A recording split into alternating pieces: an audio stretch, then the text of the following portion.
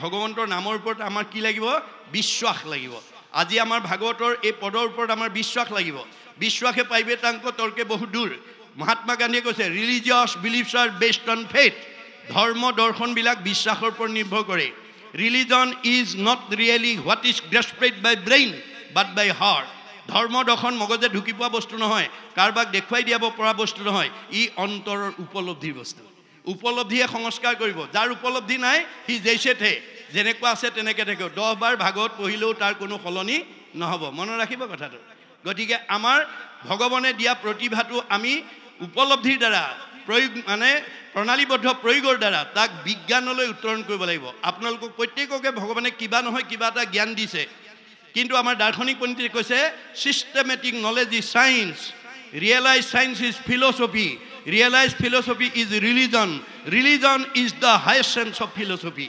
প্ৰণালীবদ্ধ জ্ঞানক বিজ্ঞান বুলি কৈছে বিজ্ঞানটোক যি উপলব্ধি কৰিব দৰ্শনটোক যি উপলব্ধি কৰিব ধৰ্মতকৈ আৰু শ্ৰেষ্ঠ দৰ্শন পৃথিৱীত দ্বিতীয় নাই শংকৰদেৱে এটা বাক্যত বুজাই দিছে যতেক দেখা খোজ সমুদায় হস্তিৰ খোজত সবে লুকাই এহিমতে যত বিশ্ব সমস্ত কৃষ্ণতে জানা সবে যাই অষ্ট প্ৰকৃতি জগতত যিমানবিলাক জীৱ জন্তু আছে সকলো জন্তুৰ খোজ হাতীৰ খোজত লুকাই যায় হাতীৰ খোজতকৈ আৰু ডাঙৰ খোজ কোনো জন্তুৰ নাই এই পৃথিৱীত যিমান ডাঙৰ মানুহ আছে ৰাষ্ট্ৰপতিও কৃষ্ণতে বিলীন হ'ব লাগিব আৰু সাধাৰণ নাগৰিকো কৃষ্ণতে বিলীন হ'ব লাগিব MLA মিনিষ্টাৰো কৃষ্ণতে বিলীন হ'ব লাগিব ঠেলাওলা ৰিক্সাওলাও কৃষ্ণতে বিলীন হ'ব নিমাইজান গাঁৱৰ ধনী মানুহজনো কৃষ্ণতে বিলীন হ'ব লাগিব দুখীয়া মানুহজনো কৃষ্ণতে বিলীন হ'ব লাগিব কৃষ্ণৰ ব্যতিৰেকে আৰু দ্বিতীয় বস্তু নাই সেইকাৰণে গুৰুজনে কৈছে কৃষ্ণক পূজিলে পূজা সমস্তৰে হয় পৃথকে পূজিলে পূজা কেহু নলবয়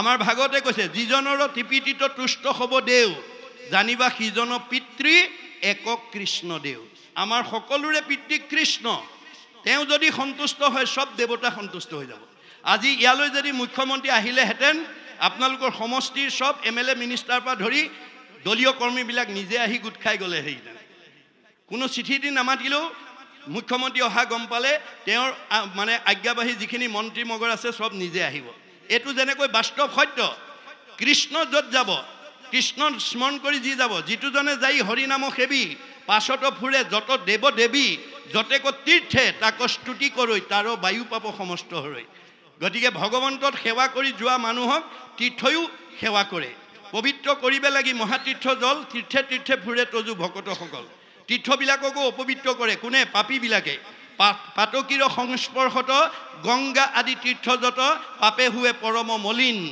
হৰিক হৃদয়ে ধৰি ভকতে পৰশে গৈ তেবে হুৱে পাতকৰহীন গতিকে ভকতে গংগা গয়াকাশীক গা ধুই নিজে পবিত্ৰ নহ'বৰ কাৰণে নাযায় গংগা গয়াকাশীক পবিত্ৰ কৰিবলৈ যায় বুলি ভাগৱতে কৈছে গংগা আদি কৰি তীৰ্থ নিৰন্তৰ কেৱলে হৰন্ত মাত্ৰ পাপ শৰীৰৰ আজি তাৰিখত আপুনি গংগা গয়াকাশীত গা ধুলে গাৰ মলিহে আঁতৰ হ'ব মনৰ মলি নাতৰ হয় কিন্তু আজিৰ এইখন যদি সাধুৰ সংগে বাহিৰে ভিতৰে শুদ্ধি কৰে হেন সাধু সেৱা নকৰিব কোনো নৰে আজি এইখন তীৰ্থলৈ আমি ল'ৰা ছোৱালীক আনিব লাগে কৃষ্ণৰ পৰম নিৰ্মল উদাৰ কথাৰ জৈত্য প্ৰকাশ গংগা আদি কৰি যত তীৰ্থ আছে তৈতেষে কৰে নিবাস এইখন আজি সমস্ত তীৰ্থ আজি ইয়াত প্ৰবাহমান হৈ আছে 4 দিন ইয়াত প্ৰবাহমান হৈ থাকিব আৰু এয়াই হ'ব বৈকুণ্ঠ আৰু এয়াই হ'ব সত্ৰ গতিকে সব মানে নিষ্ঠা কৰি কহো শুনা সাৱধানে তুমি ভকত যি স্থানে থাকে সেই পুণ্যভূমি আজি আপোনালোকে এইখন 4 দিনীয়া পুণ্যভূমিৰ সৃষ্টি কৰিছে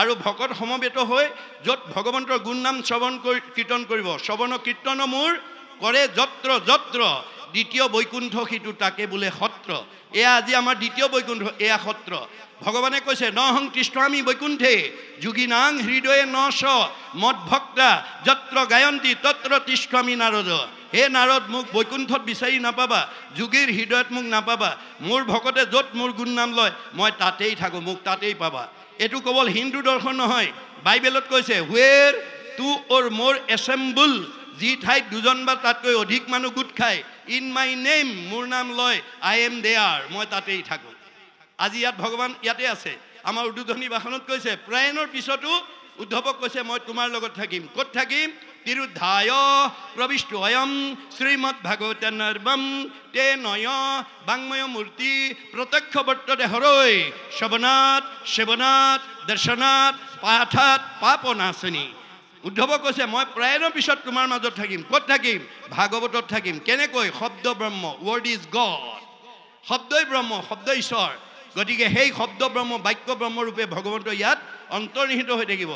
আৰু এই ভাগৱত যি সেৱা কৰিব, যি দৰ্শন কৰিব, যি শ্ৰৱণ কৰিব, যি কীৰ্তন কৰিব, তাৰ সকলো পাপ নাইকিয়া কৰি দিব। পাপ কি বস্তু? পাপ আমি কাৰোবাক দেখুৱাই দিব পাৰিব নেকি? নাই। দাৰ্শনিকৰ অভিমত কুবুদ্ধি, অসৎ চিন্তা, অসৎ ভাৱনা, অসৎ পৰিকল্পনা, কুসংস্কাৰ, অন্ধবিশ্বাস, মনৰ সংকীৰ্ণতা, কুপৰম্পৰা, এইবিলাকেই পাপ। এই ভাৱবিলাক যাতে আমাৰ অন্তৰত প্ৰভাৱ পেলাব নোৱাৰে। পৰম্পৰা ধৰ্ম নহয়, পৰম্পৰা এটা সময়ত মানি চলা নিয়ম। আমি বুৰঞ্জী পঢ়াসকলে পাইছে, যি সময়ত সভ্যতাৰ বিকাশ হোৱা নাছিল, যি সময়ত মানুহে ঘৰ বনাব নাজানিছিল, সেই সময়ত আমাৰ উপৰি পুৰুষসকল গছ পৰ্বতৰ গুহাত বাস কৰিছিল।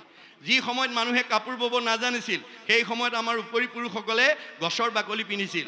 যি সময়ত জুইৰ ব্যৱহাৰ নাজানিছিল, সেই সময়ত আমাৰ উপৰি পুৰুষসকলে কেঁচা মঙহ খাইছিল। যি সময়ত আজিৰ দৰে পানী ফিল্টাৰ নাছিল, সেই সময়ত মানুহে নদী পুখুৰী পানী খাইছিলে। আজি খাব নেকি বাৰু? আজি খাব নেকি? নাখায়। কাৰণ পৰম্পৰা গতিশীল, সময় গতিশীল, যুগ গতিশীল, সভ্যতা গতিশীল, জীৱন গতিশীল, সুখ দুখ গতিশীল, জগত গতিশীল, ধৰ্ম গতিশীল, পৰম্পৰাও গতিশীল। শংকৰদেৱে কৈছে চব পৰম্পৰা এৰিবও নালাগে, চব পৰম্পৰা ধৰি থাকিবও নালাগে। যিবিলাক পৰম্পৰাত বাস্তৱতা আছে, শাস্ত্ৰসন্মত দিশ আছে, দৰ্শন আছে আৰু বিজ্ঞান আছে, এই চাৰিটা বস্তু যিটো পৰম্পৰাত আছে সেইটো শাশ্বত। মানুহ জাতি থকালৈকে, পৃথিৱী থকালৈকে সেই পৰম্পৰা আমি মানি চলিব লাগিব। কিন্তু যিবিলাক পৰম্পৰাত এইকেইটা বস্তু নাই, সেইবোৰ আমি এৰিব লাগিব। গতিকে এৰা ধৰাৰ মাজেদি আমি আগবাঢ়ি যাব লাগিব। গতিকে আমি বেয়া এৰি ভাল ল'বৰ কাৰণে ভাগৱত শুনিবলৈ আহিব লাগে। ভাগৱত শুনিবলৈ কিয় আহিব লাগে? যে আমাৰ বেয়াবিলাক এৰি ভালটো ল'বৰ কাৰণে। বেয়া এৰি ভাল লোৱাটোৱে বৈজ্ঞানিক দৃষ্টিভংগী। আমি বৈজ্ঞানিক দৃষ্টিভংগীৰে যেতিয়ালৈকে ভাগৱত শুনি আমাৰ জীৱনৰ পথ প্ৰদৰ্শক ভাগৱত। গতিকে ভাগৱত নুশুনা যিমান কোৱালিফাইড মানুহ হওক, তেওঁ কেতিয়াও শুদ্ধ পথে যাব নোৱাৰিব। তেওঁ কেতিয়াও বাঞ্ছিত ফল ভগৱন্তৰ পৰা আদায় কৰিব নোৱাৰিব, কাৰণ তেওঁ নিয়মেই নাজানে। নিয়ম নজনা শিক্ষাই আমাক কেতিয়াও মানৱ সম্পদ হিচাপে গঢ়ি তুলিব নোৱাৰে। যাৰ কাৰণে প্ৰাচাত্য শিক্ষাবিদ ৰাইবানে কৈছে, for all round development of student religious education is essential. এজন ছাত্ৰক পূৰ্ণাংগ ছাত্ৰ হিচাপে গঢ়ি তুলিবলৈ হ'লে পুথিগত জ্ঞানৰ লগত ধৰ্মীয় জ্ঞান যোগ কৰিবই লাগিব। ৰুচুই কৈছে, the religious education should be included in the curriculum because it is through religion that the fact of youth can be set on the road to the absolute values, truth, beauty and goodness. সত্য শিৱ সুন্দৰক আৰাধনা কৰিবলৈ হ'লে আমাৰ পুথিগত জ্ঞানৰ লগত, কেৰিকুলামৰ লগত ধৰ্মীয় দিশ যোগ কৰিবই লাগিব। ধৰ্মবিহীন কেতিয়াও জ্ঞান আমাৰ পূৰ্ণাংগ হ'ব নোৱাৰে। এই তথ্যবিলাক আমি দাঙি ধৰিব লাগিব আৰু উঠি অহা প্ৰজন্মক আমি ভাগৱতৰ মাজেদি দিব লাগিব। আপোনালোকে নিজা মতৰে কেতিয়াও সমাজত প্ৰতিষ্ঠা কৰিবলৈ নাযাব, কাৰণ মোৰ মতটো আপোনালোকৰ গ্ৰহণযোগ্য নহ'বও পাৰে, আপোনালোকৰ মতটোও মোৰ কাৰণে গ্ৰহণযোগ্য নহ'বও পাৰে। কিন্তু বেদৰ যিটো মত, ভাগৱতৰ যিটো মত, মহাপুৰুষৰ যিটো মত, ই সাৰ্বজনীন, জগতবাসীৰ কাৰণে, অকল অসমবাসীৰ কাৰণে নহয়, কোনো সংঘ অনাসংঘ জাতি জনগোষ্ঠীৰ কাৰণে নহ'ব। আপোনালোকে নিজৰ জাতি জনগোষ্ঠীক লৈ কেতিয়াও মন্তব্য নিদিব। মানুহ বুলি ভাবক, তাৰে দুটা ভাগ কৰি দিছে, এটা জাতি আৰু এটা অজাতি। এটা জাতি আৰু এটা অজাতি। গতিকে জাতি কাক বোলে? অহৰি ভজয় যিটো তাকে বোলে জাতি, কৃষ্ণত বিমুখ যিটো সেহিহে অজাতি। শংকৰদেৱে জাতি সৃষ্টি কৰিছে, সকলো জনগোষ্ঠীৰ পৰা ভকতক সংস্কাৰ কৰি লৈ আহিছে। কেনেকৈ? এটা এটা ভগৱানৰ হাজাৰটা নামৰ পৰা এটা এটা নাম দি পেলাই সৃষ্টি কৰিছে। এয়া ভকতসকল, এয়া সমাজৰ জ্যেষ্ঠ মানৱ, এয়া মই গাৰুৰ ভকত আনিছোঁ দেই, তোমালোকে এওঁক আজিৰ পৰা গাৰু বুলি ঘৃণা নকৰিবা, এওঁ ঈশ্বৰৰ অমৃতৰ সন্তান, এওঁক তোমালোকে আজিৰ পৰা গোবিন্দ আতৈ বুলিবা। এয়া মই নগাৰ ভকত আনিছোঁ, এওঁক আজিৰ পৰা তোমালোকে নৰোত্তম আতৈ বুলিবা। এয়া মই যৱনৰ ভকত আনিছোঁ, এওঁক আজিৰ পৰা তোমালোকে জয় হৰি আতৈ বুলিবা। এয়া মই কাৰ্বিৰ ভকত আনিছোঁ, এওঁক আজিৰ পৰা তোমালোকে ভোলাই আতৈ বুলিবা। এয়া মই জয়ন্তীয়াৰ ভকত আনিছোঁ, এওঁক আজিৰ পৰা তোমালোকে মাধৱ আতৈ বুলিবা। এয়া মই হীৰাৰ ভকত আনিছোঁ, এওঁক আজিৰ পৰা তোমালোকে মথুৰা দাস আতৈ বুলিবা। এয়া মই আহোমৰ ভকত আনিছোঁ, এওঁক আজিৰ পৰা তোমালোকে নৰহৰি আতৈ বুলিবা। এয়া মই কছাৰীৰ ভকত আনিছোঁ, এওঁক আজিৰ পৰা তোমালোকে বলাই ৰমাই বুলিবা।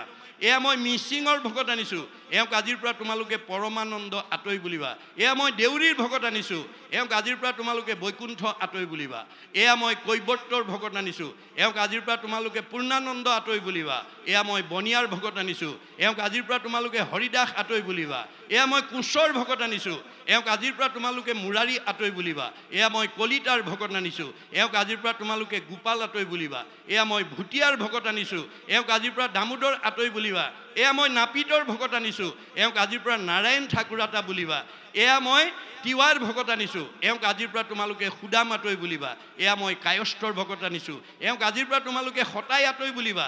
এয়া মই মুছলমানৰ ভকত আনিছোঁ, এওঁক আজিৰ পৰা তোমালোকে শ্যাম কাই আতৈ বুলিবা। তাৰ পৰা অপ্ৰভংশ হৈ চান্দখাই হৈছে। এয়া মই ব্ৰাহ্মণৰ ভকত আনিছোঁ, এওঁক আজিৰ পৰা তোমালোকে অনন্ত কণ্ডলী সাৰ্বভৌম ভট্টাচাৰ্য বুলিবা। এই ধৰণে সকলো জাতি জনগোষ্ঠীৰ পৰা ভকতক সংস্কাৰ কৰি আনি এটা জাতি সৃষ্টি কৰি ঘোষণা দি থৈ গৈছে। কি বুলি? হৰিক ভজয় যিটো তাকে বোলে জাতি, কৃষ্ণত বিমুখ যিটো সেহিকে অজাতি। মানুহৰ দুটা ভাগ, ঈশ্বৰক ভজিলে যি জনগোষ্ঠীতে নাথাকক, ঈশ্বৰক ভজিলে জাতি আৰু ঈশ্বৰক নভজিলে অজাতি। এইটো অকল আমাৰ হেৰিয়াই নহয়, চৈতন্যপন্থীয়ে কৈছে মুচিও খুচি হয় যদি হৰিক ভজে, খুচিও মুচি হয় যদি হৰিক তেজে। গতিকে আমাৰ ভজনাৰ ওপৰতহে জাতি নিৰ্ণয় কৰিছে। আৰু জাতিবিলাক জানিবৰ কাৰণে, দেহবিলাক চিনি পাবৰ কাৰণে সৃষ্টি কৰিছে। দেহবিলাকৰ নাম এটা এটা আছে, এইটো কুকুৰ, এইটো মেকুৰী, এইটো গাহৰি, এইটো ছাগলী, এইটো বাঘ, এইটো সিংহ, এজন মতা মানুহ, এগৰাকী মাইকী মানুহ, প্ৰত্যেকৰে আমাৰ নাম এটা এটা দি থৈছে। প্ৰত্যেকৰে আমাৰ দেহটোৰ নাম এটা এটা আছে। নামটো কিয় দিছে? আমি ইজনে সিজনক চিনি পাবৰ কাৰণে নামটো দিছে। সেইকাৰণে দাৰ্শনিক পণ্ডিতে কৈছে a name is a kind of face whereby one is known. আমাৰ নামটো কেৱল ইজনে সিজনক চিনি পাবৰ কাৰণে দিছে। নামটো আত্মা নহয়, দেহটো আত্মা নহয়। যিদিনাখন আমাৰ দেহৰ পৰা নামধাৰী দেহটোৰ পৰা আত্মা ওলাই যাব, এই 24 তত্বৰ দেহটো কাষ্ঠ যেন থাকিবেক মাটিত পৰিয়া। হেন দেহ আপোনাৰো বোলাকি লাগিয়া। আজি আমি দেহক লৈ গৌৰৱ কৰি আছোঁ, চিৰিক লৈ গৌৰৱ কৰিছোঁ, ধনক লৈ গৌৰৱ কৰিছোঁ, সম্পদক লৈ গৌৰৱ কৰিছোঁ, কিন্তু আমি একো নিব নোৱাৰোঁ। গুৰুজনে কৈছে তুমি যিমান টকা পইচা, গাড়ী মটৰ, পকা ঘৰ দুৱাৰ বনালা, যাবৰ সময়ত এইবোৰ একো নিব নোৱাৰা। দুটা বস্তুহে নিব লাগিব, পুত্ৰ ভাৰ্যা ঐশ্বৰ্য থাকিব ঐতে পৰি, পাপ পুণ্য দুই যাব লগত সত্তৰি। আজিৰ দৰে ঈশ্বৰৰ কথা শুনি কিমান পুণ্য অৰ্জন কৰিলে, আৰু এনেধৰণৰ অনুষ্ঠান প্ৰতিষ্ঠান পাতি দহৰ উপকাৰৰ কাৰণে আপুনি কিমান আত্মনিয়োগ কৰিলে, সেই পুণ্যটোহে আপোনাৰ লগত যাব। গতিকে পাৰ্থিৱ ধন টকা পইচা ইয়াতে এৰি থৈ যাব। গতিকে যিবোৰ ধন নিব নোৱাৰোঁ তাক লৈ যাতে আমি গৌৰৱ কৰিব লগা নহয়, তাক লৈ পেলাই যাতে আমি আত্মনিয়োগ কৰি থাকিব লগা নহয়। গতিকে আমাৰ জীৱনশৈলী কেনেকুৱা হ'ব লাগিব? পদুম ফুলৰ সদৃশ, মনত ৰাখিব, কাছৰ সদৃশ। আমাৰ বেদে কৈছে যে ধ্যায়তু কৈছে ব্ৰহ্মণা ধ্যায় কৰ্মাণি সংগং ত্যক্তে কৰোতি যশ লিপ্ততে নশ পাশুন পদ্মপত্ৰম মিম্মাম ভাস। পদুম ফুল পানীতেই জন্ম হয়, বোকাতেই জন্ম হয়, কিন্তু বোকা পানীয়ে পদুম ফুলক কোনোদিন লিপ্ত কৰি ৰাখিব নোৱাৰে, বোকা পানীৰ পৰা নিলিপ্ত হৈ থাকে। সন্ত মহন্ত ভক্ত বৈষ্ণৱসকল মই দিয়া ধন ধান টকা পইচা গাড়ী মটৰ পকা ঘৰ দুৱাৰ মাজতে থাকে, কিন্তু সেইবিলাকৰ লগত নিব নোৱাৰা বিনাশী সম্পদৰ মোহে ভকতৰ সংগলৈ অহাৰ পৰা, ঈশ্বৰৰ নাম লোৱাৰ পৰা, নামঘৰলৈ অহাৰ পৰা, পুৱা গধূলি ধূপ ধূনা জ্বলাই ঈশ্বৰ সেৱা কৰাৰ পৰা বঞ্চিত কৰি ৰাখিব নোৱাৰে। যেহেন কচ্ছপে তৰে ডিম্ব পাৰি জল মাজে ফুকাৰয়, সেইমতে সন্তে বিষয়তে থাকি সদায়ে মুখ চিন্তয়। কাছই যেনেকৈ বালিত কণী পাৰি পানীত উমনি দি ভাৱৰ দ্বাৰা বালিত কণী ফুটাই দিয়ে, সন্ত মহন্ত ভক্তসকলে গৃহাশ্ৰমতে থাকি ভাৱৰ দ্বাৰা ভগৱন্তক ভজি মুক্তি লাভ কৰিব পাৰে। এই তথ্য দিছে দেই। এই কথাখিনি যাতে আমি উপলব্ধি কৰিব পাৰোঁ তাৰ কাৰণে আমি গুৰুত্ব দিব লাগিব। আৰু কৈছে যে প্ৰভু ভগৱন্ত ভকতৰ নৱনিধি, হৰিক স্মৰণে আৰম্ভৰ হৌকশিধি। সকলো কামৰ আৰম্ভণিতে হৰিক চিন্তা কৰিব। ঈশ্বৰক চিন্তা নকৰাকৈ যাতে আমি কোনো কামত আগবাঢ়িব লগা নহয়। ভগৱন্ত নৱনিধি, ভকতৰ নৱনিধি দেই, মনত ৰাখিব। তেওঁ সকলোতকৈ ভকতক ভাল পায়। যাবৰ সময়ত উদ্ধৱক কৈছে ব্ৰহ্মা হৰ হলায়ুধ লক্ষ্মী প্ৰিয় জায়া। হে উদ্ধৱ, মই ব্ৰহ্মাকো ভাল পাওঁ, দাদা বলভদ্ৰকো ভাল পাওঁ, শিৱকো ভাল পাওঁ। এওঁলোক তিনিজনতকৈ মোৰ ভাৰ্যা লক্ষীক মই বেছি ভাল পাওঁ। লক্ষীতকৈও পৰম সুন্দৰ মোৰ দেখা ইটো কায়া। মই নিজৰ ভাৰ্যাজনীতকৈ মোৰ নিজৰ দেহটো ভাল পাওঁ আৰু নিজৰ দেহটোতকৈও সবাতো অধিক তুমি মোৰ প্ৰিয়তম নাহি আন বান্ধৱ উদ্ধৱ তুমি সম মোৰ নিজৰ দেহটোতকৈ মই তোমাক ভাল পাওঁ আমি ভগৱন্তক ভাল পাওঁ ভগৱন্তই ভকতক ভাল পায় সেই ভকতে যদি আপোনালোকৰ ল'ৰা ছোৱালীক আশীৰ্বাদ দিয়ে ঈশ্বৰে কৃপা কৰিব নকৰে শেষ দশমত কৈছে সজনৰ আশীৰ্বাদে মিলে কৃষ্ণৰ প্ৰসাদ আজি আপোনাৰ ল'ৰা ছোৱালীকেইটা পঢ়া শুনাত ভাল হ'বৰ কাৰণে পৰীক্ষা ভাল হ'বৰ কাৰণে আয়ুস বৃদ্ধি হ'বৰ কাৰণে ঘৰখনৰ মংগল হ'বৰ কাৰণে বৈকুণ্ঠপতি কৃষ্ণ আহি কাৰো ঘৰত নকয় সেই আয়ুষ্মান ভৱ পঢ়া শুনাত ভাল হ'ব ঘৰখন মংগল হ'ব কোনে ক'ব হৰিৰ মূৰ্তিক হৰি ভক্তক দেখিবা শক্তি অনুৰূপে তাৰ প্ৰীতি আচৰিবা সমস্ত ভূততে আছে ভগৱান সেই ভাবি সবাকো কৰিবা বহুমান চবতে আছে কিন্তু মূৰ্তিমন্ত হৈ ভকতত আছে গতিকে এই 4 দিনীয়া ভকত সেৱাই হ'ব ঈশ্বৰ সেৱা গতিকে প্ৰত্যেকে যাতে অকণমান পুণ্য অক্ষয় পুণ্য ল'ব পৰাকৈ আগবাঢ়ি আহিব লাগিব তেতিয়া আপোনালোকৰ 4 দিনীয়া অনুষ্ঠান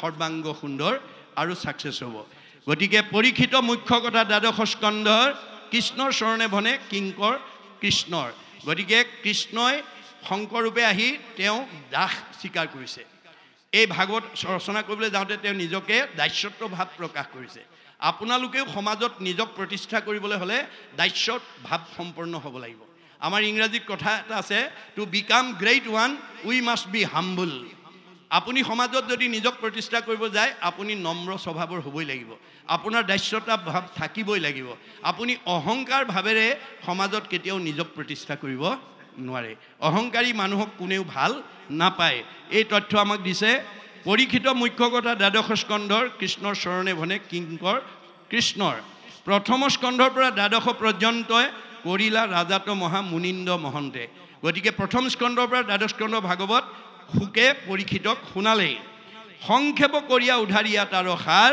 শংকৰে ৰচিলা কৃষ্ণ চৰিত্ৰ পয়াৰ এই দ্বাদশ স্কন্ধ ভাগৱতৰ মানে শুকে পৰীক্ষিতক কোৱা ভাগৱতৰ এটা সংক্ষিপ্ত দিশে আনি এই ভাগৱতত সন্নিৱিষ্ট কৰিছোঁ বুলি মহাপুৰুষ গুৰুজনে আমাক জনাইছে ইয়াৰ পিছৰ পদে কি ক'ব আমি আকৌ পদবন্ধে আলোচনা কৰিম বাহক কৃষ্ণ